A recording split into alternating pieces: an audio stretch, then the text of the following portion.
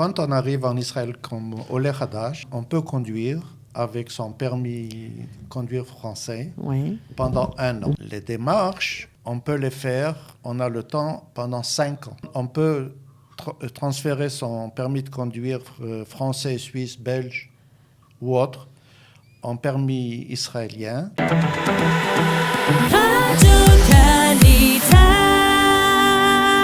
Nous allons aujourd'hui nous consacrer avec le Centre des droits sur le permis de conduire. Alors, beaucoup d'encre a coulé sur ce sujet et pourtant, on va faire le point.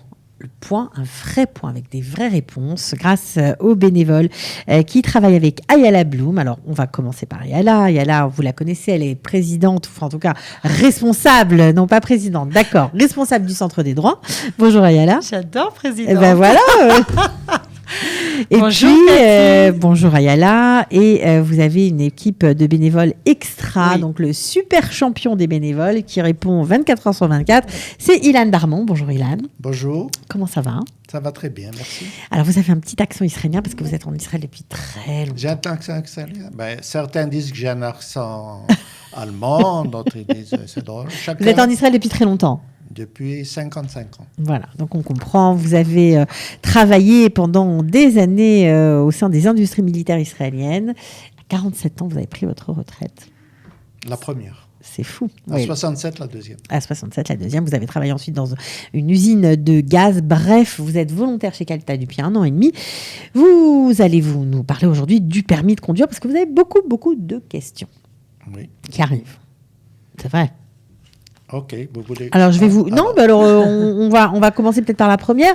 Nous venons d'arriver en Israël. Nous avons le droit de conduire avant de recevoir le permis israélien ou nous n'avons pas le droit. Quand on arrive en Israël comme Olé Hadash, on peut conduire avec son permis de conduire français pendant 1 an. Ou belge, ou peu importe. Belge ou suisse, n'importe lequel.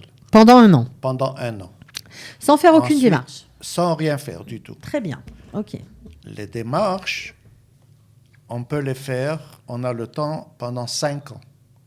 C'est-à-dire, la personne, on peut transférer son permis de conduire français, suisse, belge ou autre en permis israélien. Le transférer, oui, d'accord, ok. Le transformer. Le transformer, on a 5 ans pour le faire, mais on peut le faire si on a eu ce permis 5 ans avant la LIA.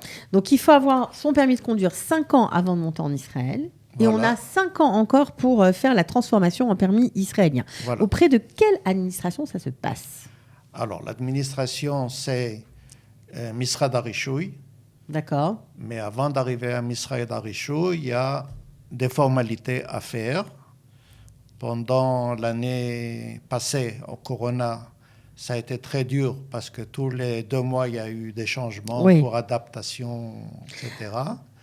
Mais maintenant, ça s'est stabilisé. Alors, ça, c'est bien, on fait le point pour savoir exactement où on en est aujourd'hui. Alors, aujourd'hui, ça s'est stabilisé. Il faut rentrer, mais il faut savoir l'hébreu. C'est une chose mais il y a essentielle. le centre des droits. Voilà, pour ceux qui ne savent pas l'hébreu, nous sommes là. Ok. Il faut s'inscrire sur Internet. Et sur Internet, il y a pas mal de questions au point de vue santé de la personne. Mm-hmm. Quand on s'est inscrit, on reçoit un numéro. Avec ce numéro, on peut aller chez un opticien, mais opticien agréé par le Misrad Harishuy. D'accord, ça c'est très important. Et là, on passe la visite des yeux et on fait une photo aussi. La photo qui apparaîtra sur le permis de conduire. Voilà, ce qui fait ce qui vous permettra de conduire avec des lunettes ou sans lunettes. Si vous avez la photo avec des lunettes, vous êtes obligé de conduire tout le temps avec vos lunettes. Alors, attention, si vous faites prendre, je crois que ça coûte cher. Les formalités. On est obligé de traduire son permis chez un notaire, pardon. D'accord. Chez un notaire. Et ensuite, on prend le rendez-vous sur MyVisit. On prend un rendez-vous au Misrad Harishuy sur MyVisit. Ok, donc MyVisit, c'est une application que vous devez connaître, hein, a priori, avec le corona, pour éviter les queues et les contaminations. Eh bien, on est obligé de s'inscrire via cette application. Il y a toutes les administrations, on choisit en fonction de nos besoins. Il y a un calendrier et on peut prendre rendez-vous. Si on n'y arrive pas, vous les aidez, Ilan ? Oui, tout le temps. Je les aide. C'est moi qui leur prends le rendez-vous sur MyVisit. Ok. Quand il y a le rendez-vous chez MyVisit, alors on va au Misra d'Arichouï. D'accord.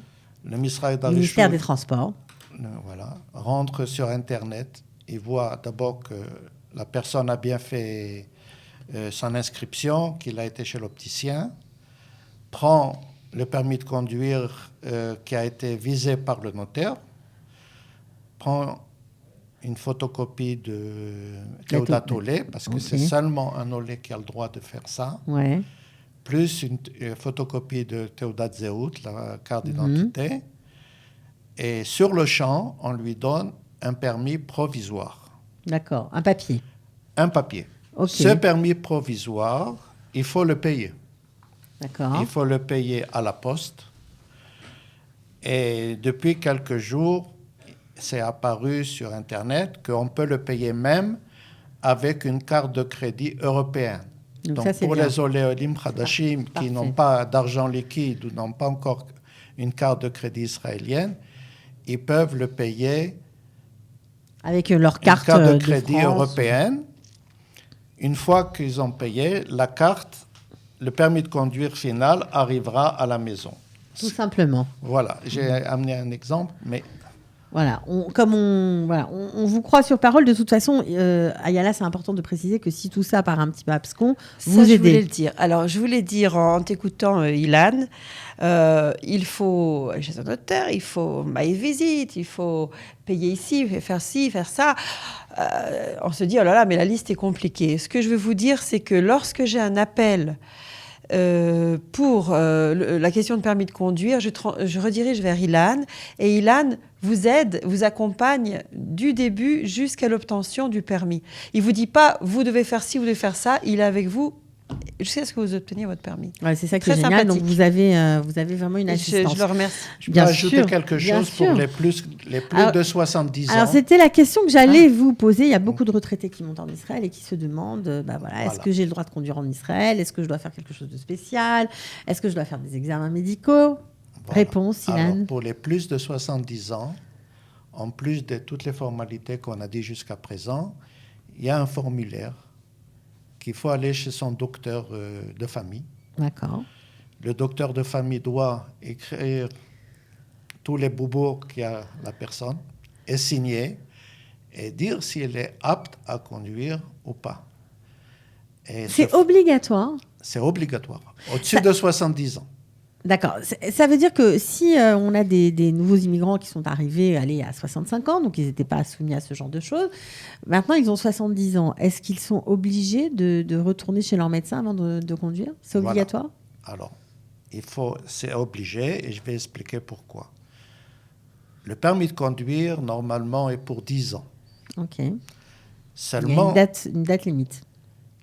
Chaque 10 ans, il faut renouveler. J'expliquerai après comment on fait le renouvellement, parce que beaucoup de gens m'ont demandé comment on fait le renouvellement après.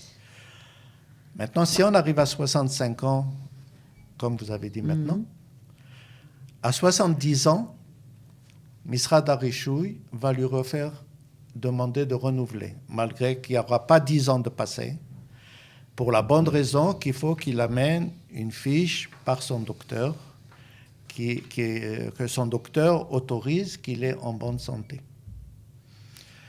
Après 70 ans, le renouvellement est tous les 5 ans, donc 70, 75, 80. Hop, 80 ans, il faut encore vérifier. Mais maintenant, c'est tous les 2 ans. Ah ouais, oui, c'est normal. Je trouve ça très bien, franchement. Quelqu'un m'a dit qu'en France, il n'y avait pas ça. Ouais. Ici, à partir de 70 ans. Moi, j'ai 75 ans. J'ai fait il y a quelques semaines déjà le renouvellement de mon permis. Et j'ai dû aller chez mon docteur. Et là, c'est payant parce que ce n'est pas couvert par la Coupa trop libre. En même temps, on comprend. Il y a là que c'est moi, je trouve ça tout à fait normal. Comme on ne conduit pas de 0 à 16 ans ou 17 ans, on ne peut pas conduire.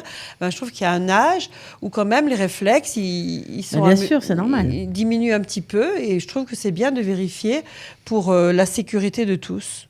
Non seulement du conducteur, mais de ceux qui sont en face. Tout à fait. Voilà. Alors, on a dit beaucoup de choses sur le permis de conduire. Il y a une chose que vous vouliez préciser tout de suite par rapport aux questions que vous recevez.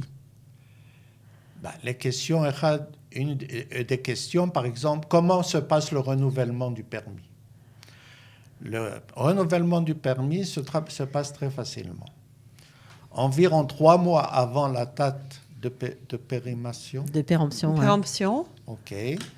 On reçoit à la maison une feuille avec un permis provisoire. OK. OK.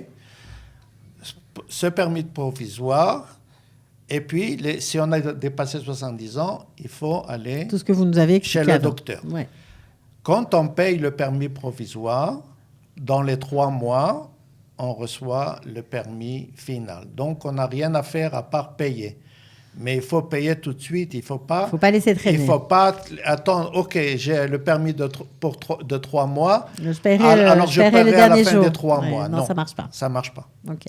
Bon, en tout cas, Ilan Dermont, on vous remercie vraiment de toutes ces précisions. Ayala aussi, j'imagine qu'un jour, on pourra faire une émission sur tout ce qui concerne les stages pour récupérer ces points. Oui. Voilà, je pense qu'il y a beaucoup de questions aussi là-dessus, quand on a été un peu contrevenant avec la loi, qu'on a conduit avec son téléphone portable, qu'on n'a pas attaché ses enfants derrière, ou bref, il y a beaucoup de choses qui peuvent arriver. Malheureusement, ça peut coûter cher en points et ça peut surtout arriver à une suspension de permis. On en parlera peut-être dans une autre émission. En tout cas, merci pour le travail, Ayala. C'est vraiment pour moi l'occasion de remercier Ilan, qui, comme tous les autres bénévoles du centre, ils font tous un travail extraordinaire et vraiment, voilà, Ilan, je te remercie. Alors, j'en profite pour donner le numéro peut-être du centre. Vous pouvez appeler le 02 590 60 82 ou m'envoyer un mail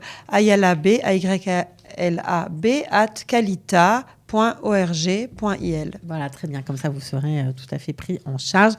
Merci beaucoup, Ilan. Merci Cathy. Cathy.